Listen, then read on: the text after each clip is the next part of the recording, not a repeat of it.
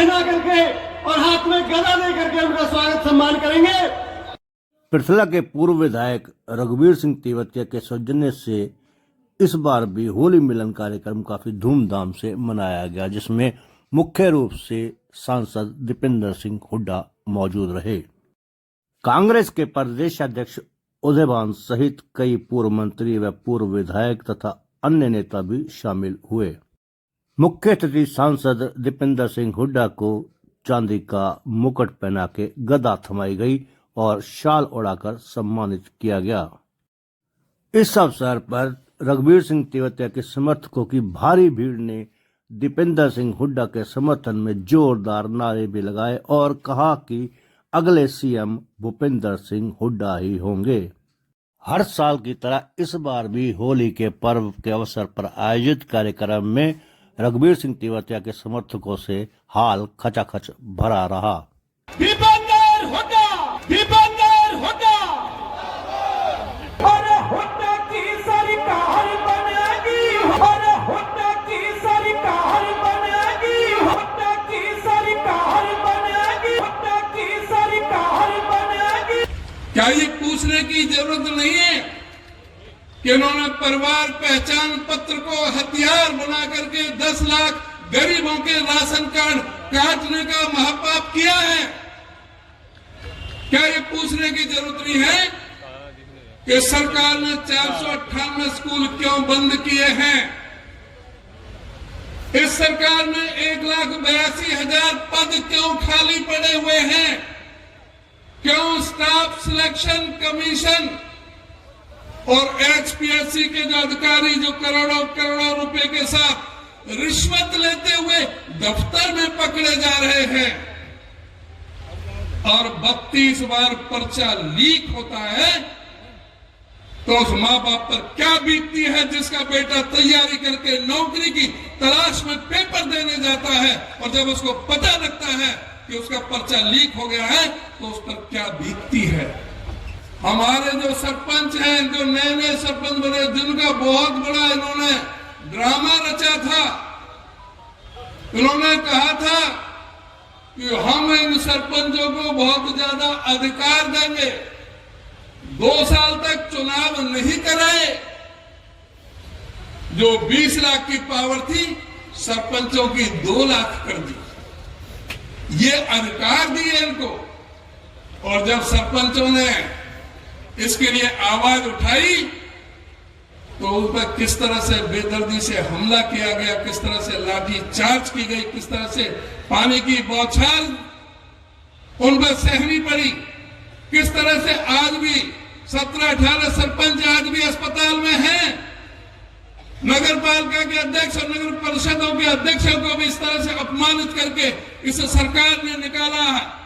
आदरणीय आपने कहा था चौधरी भूपेंद्र सिंह हुड्डा को मुख्यमंत्री बनाना है, तो याद करो जब चौधरी भूपेंद्र सिंह हुड्डा मुख्यमंत्री थे तो ये मेट्रो आपके पास में आई थी, मेट्रो रेल आपकी बनी थी, पलवल का जिला बना था, पलवल में अस्पताल बना था, मेडिकल कॉलेज फरीदाबाद में बना था, वाईएमसीए को यूनिवर्सिटी का दर्जा दिया गया था, फरीदाबाद को ग्रेटर फरीदाबाद के रूप में बसाया गया था, आईएमटी बनाई गई थी, यहाँ पर डॉक्टर अंबेडकर कॉलेज खोला गया था, होडल में हतीन में मिनी सेक्रेटरीट खोले गए थे।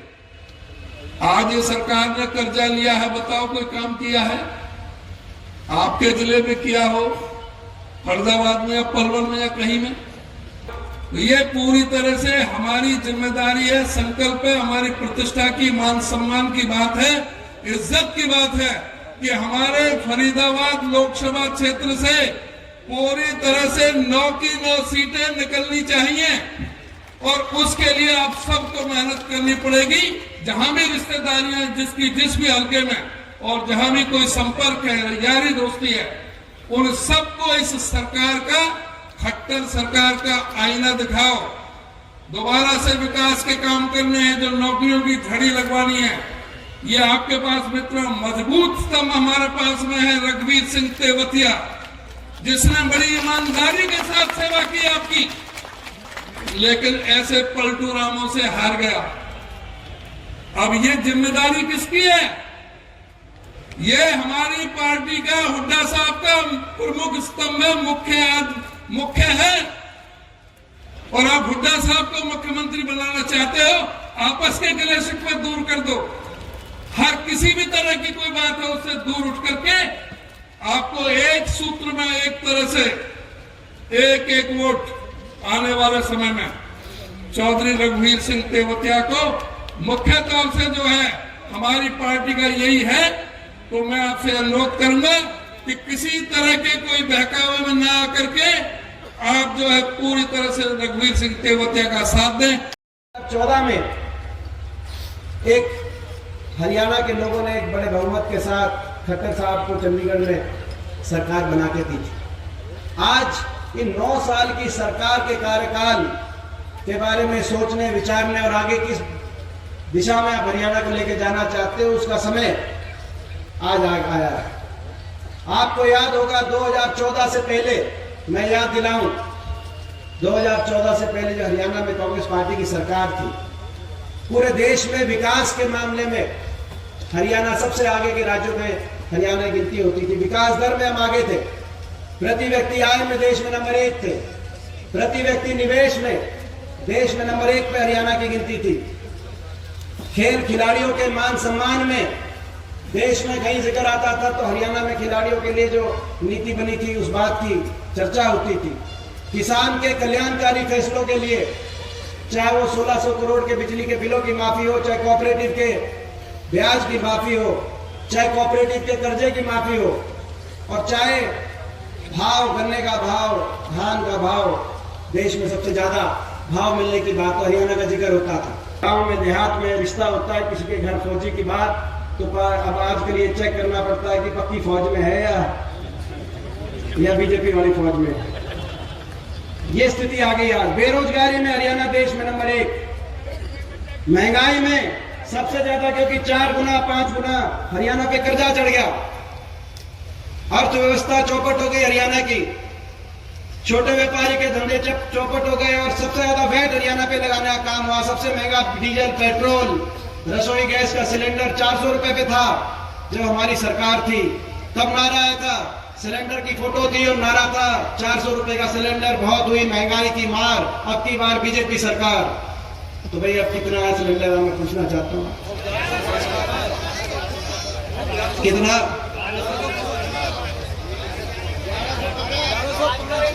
किसने 1100 आपने कब भरवाया?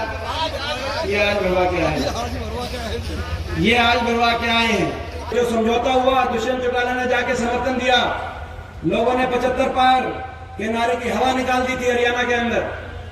बीजेपी की सरकार की मेजोरिटी नहीं आई, उसके बाद समझौता दिया जेजेपी ने, दुष्यंत चौटाला ने जाके समझौता दिया। ये समझौता लोगों के हक में समझौता नहीं दिया। उसके बाद महकमे बांटे गए। आपने देखा होगा महकमे इस बात में, इस रूप में नहीं बांटे गए कि कौन सा महकमा किसके पास आएगा, कौन से महकमे में ज्यादा काम जनता का कैसे कराएंगे, इस रूप में महकमे नहीं बांटे गए। महकमे इस रूप में बांटे जा रहे थे, जनता का काम जाए भाड़ में, किस महकमे में ज्यादा कमाई है, शराब का महकमा किसके पास जाएगा, एक्साइज का किसके पास जाएगा, पंचायती राज का महकमा कौन लेगा, रजिस्ट्री का महकमा किसके पास जाएगा, इस रूप में महकमे बांटे जा रहे थे। खुला भ्रष्टाचार, खुला भ्रष्टाचार, भ्रष्टाचार की नींव पे सरकार बनी, हरियाणा को लूटने के समझौते पे सरकार बनी और हरियाणा के नौजवान का भविष्य गर्त में, आज बेरोजगारी के गर्त में। ये काम नहीं भी करते तो हम काम चला लेते, अगर ये मान सम्मान रखते आपका, हमारा, हरियाणा वासियों का।